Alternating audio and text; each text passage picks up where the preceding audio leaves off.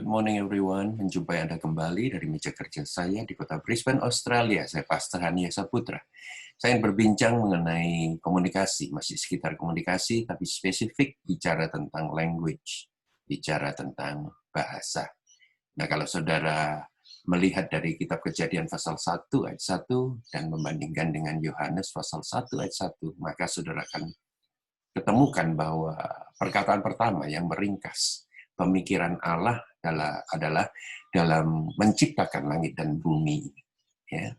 Nah, di Kejadian 1 ayat 1 mengatakan pada mulanya Allah menciptakan. Kemudian di Yohanes 1 ayat 1 mengatakan pada mulanya adalah firman, dan firman itu bersama-sama dengan Allah, dan firman itu adalah Allah. Nah, bicara tentang pemikiran Allah pada waktu penciptaan pemikiran Allah itu diucapkanlah satu perkataan, satu firman. Firman ini firman kasih, di mana rencana penempatan manusia selalu berada dalam hadiratnya. Dengan pengucapan firman ini, maka terciptalah waktu, terciptalah langit dan bumi. Ya, seluruh planet di galaksi itu tercipta oleh karena perkataan ataupun firman Allah yang hidup. Dan semua perkataan Allah ataupun perkataan firman yang menciptanya adalah keluar dari pemikiran Allah. Tidak mungkin satupun yang tercipta ini tanpa terlebih dahulu masuk dalam pemikiran Allah maupun rencana Allah. Jadi segala sesuatu itu benar-benar sesuai dengan kehendak Tuhan ada di atas muka bumi. Demikian juga keadaan Anda dan saya. Pertama kali manusia membuka matanya.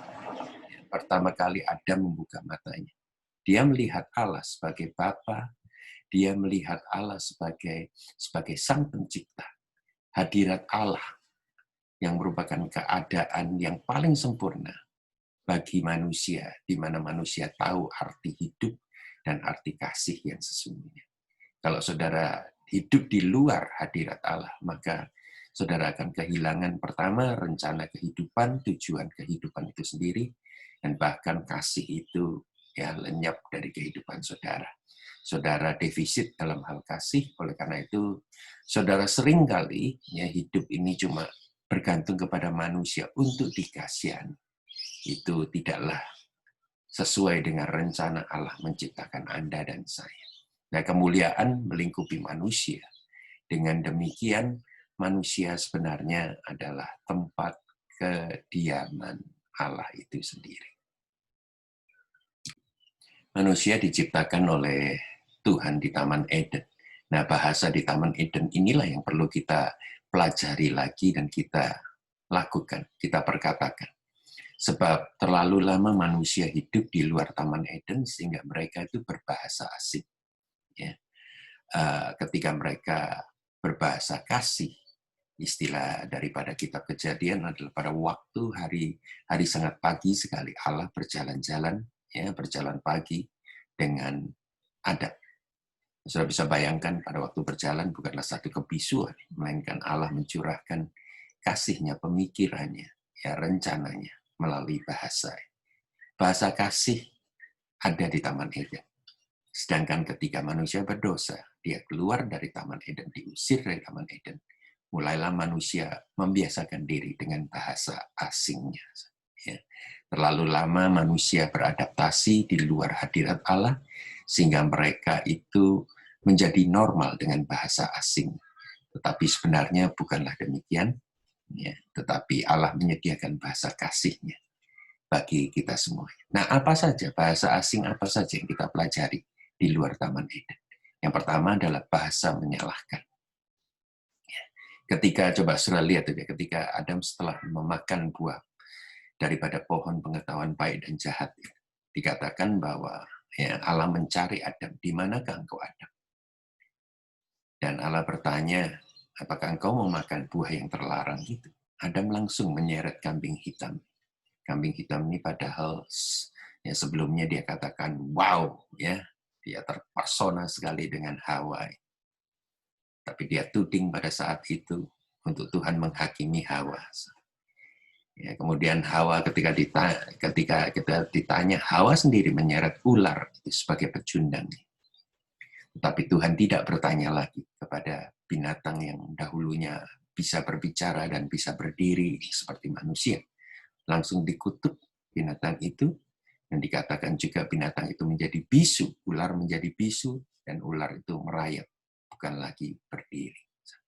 Jikalau dalam pemikiran Anda sering berkelit, tidak mau bertanggung jawab atas kesalahan yang terjadi, dan menyalahkan orang lain, maka Anda masih berbahasa asing, bukan berbahasakan kasih. Perhatikan itu di dalam kehidupan kita semua. Apakah kita sering masih menyalahkan orang lain untuk kesalahan kita sendiri? Bahasa yang pertama adalah bahasa menyalahkan. Bahasa yang kedua adalah bahasa yang meragukan.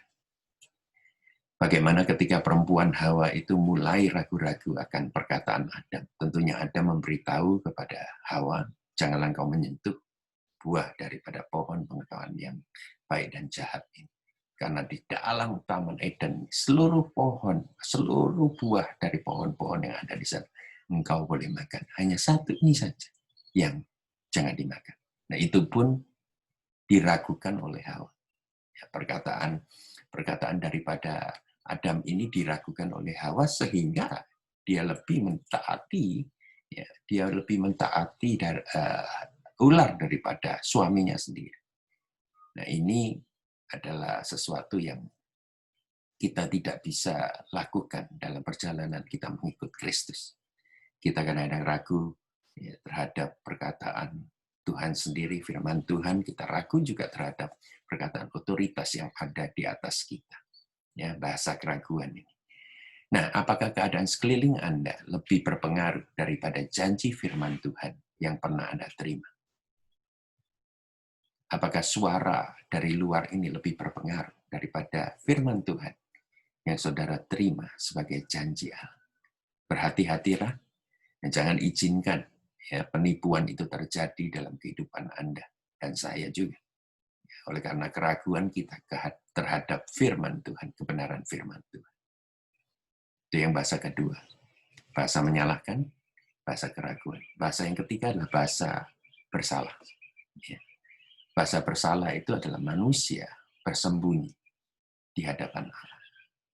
Karena mereka entah gimana setelah makan buah terlarang itu, mereka memiliki satu conscience, kesadaran bahwa mereka bersalah. Mereka menutupi dirinya dengan dedaunan pada aurat mereka. Begitu banyaknya manusia palsu pada hari-hari ini. Ya, perusahaan kosmetik itu sangatlah laris, dan juga operasi plastik itu sangatlah mutakhir saat ini. Ya, dicari orang. Sebab apa? Manusia selalu berusaha untuk menutupi kelemahannya sendiri. Dan menutupi dosanya dan pelanggarannya. Nah, saya memberikan satu perkataan tentang otentik. Otentik itu asli. Otentik itu siapa Anda sebenarnya. Nah, apakah otentik ini merupakan sesuatu yang asing bagi diri Anda hari ini? Bagaimana kita bisa bersembunyi dari hadapan Allah yang Maha Hadir dan Maha Tahu? Biarlah Anda tetap berbahasakan kasih, jangan berbahasakan menyalahkan, kemudian bahasa keraguan, dan juga bahasa bersalah. Yang keempat adalah bahasa penolakan, rejection, bahasa penolakan. Nah, bahasa penolakan ini ketika manusia diusir dari Taman Eden, dari hadapan Allah, supaya mereka tidak makan buah daripada pohon kehidupan, supaya mereka tidak mati kekal selama kehidupannya, tanpa ada kesempatan untuk menikmati kehidupan seperti di Taman Eden, rencana semula daripada Allah itu sendiri. Nah, sekarang manusia lebih nyaman dan terbiasa dengan penolakan. Keluar dari hadirat Allah, daripada berdiam di dalam hadirat Allah. Normalitas hidup yang saudara hadapi hari ini, yang saudara hidupi hari ini, dan saya hidupi hari ini, itu adalah hidup di luar kehendak Allah. Berapa tahun Anda hidup di luar kehendak Allah? Berapa tahun Anda hidup di dalam ketidaktahuan akan Tuhan ini? Maka itu adalah normalitas daripada bahasa penolakan. Sedangkan bahasa penolakan itu bukanlah apa yang Tuhan rencanakan dari semula. Yesus memberikan dirinya untuk mati di kayu salib. Yesus datang meninggalkan semua kemuliaannya di rumah Bapa, mengambil darah dan daging seperti Anda dan saya, berada di tengah-tengah kita semua. Dia melihat dengan kacamata dia sendiri, mata kepala sendiri, bahwa manusia gagal, manusia menderita. Hanya satu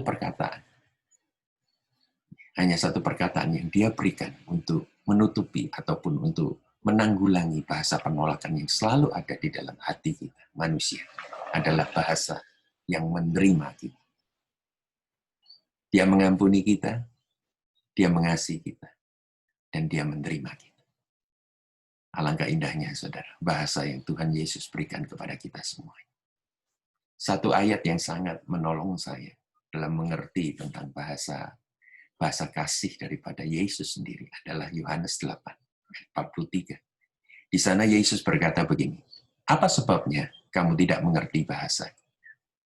Sebab kamu tidak dapat menangkap firman." Itu firman yang sangat dahsyat sekali. Apa sebabnya kamu tidak mengerti bahasaku? Sebab kamu tidak menangkap firman-Ku. Sudah terlalu lama manusia berbahasakan asing, bahasa bumi, bukan bahasa surga, sehingga pemikiran mereka kosong daripada firman Allah. Kalau firman Allah memenuhi kehidupan saudara, maka saudara akan menangkap bahasa surgawi. Kalau firman Allah berdiam di dalam kehidupan Anda, bahasa Anda berubah. Berarti bahasa juga merupakan gaya hidup. Gaya hidup Anda akan berubah. Ya. Tidak berbahasakan kasih, berarti tidak ada firman Tuhan. Tidak ada firman Tuhan, maka saudara tidak berbahasakan kasih. Kehidupan Anda, kesaksian Anda, tidaklah sesuai dengan apa yang Anda katakan. Oleh karena itu, biarlah pada pagi hari ini, maukah kita merubah diri kita? Kita tidak bisa merubah dengan kekuatan manusia. Saya tawarkan satu hal, buka hati saudara. Kalau saudara sedang mentok hari ini, frustasi, bingung mengapa aku ada di atas muka bumi. Hari ini, biarlah dengan segala kerendahan hati, saudara membuka hati. Membuka hati itu mengakui bahwa Yesus satu-satunya Tuhan, satu-satunya pencipta. Dan melalui Roh Kudus, dia akan memperbarui saudara. Bagaimana caranya, Pak? Simple. Saudara mengakui dosa saudara. Aku orang berdosa, Tuhan. Aku sering melawan Engkau. Aku sering melanggar firman. Hari ini aku minta pengampunan-Mu. Kau mati 2000 tahun yang lalu di atas kayu salib. Mengampuni aku. Bisa menjadikan aku baru. Aku ingin menjadi anak. Tirukan doa. Dan saya yakin percaya. Kalau saudara sungguh-sungguh menaikkan doa seperti ini, hari ini juga saudara bisa memanggil Allah yang maha itu menjadi Bapa saudara. Your Father. Kalau kemarin ataupun hari ini, ya, Amerika merayakan Father's Day, memang agak beda dengan Australia, tapi saya yakin percaya, saudara bisa merayakan juga kelahiran baru saudara dengan mengatakan, Bapa adalah Allah sendiri.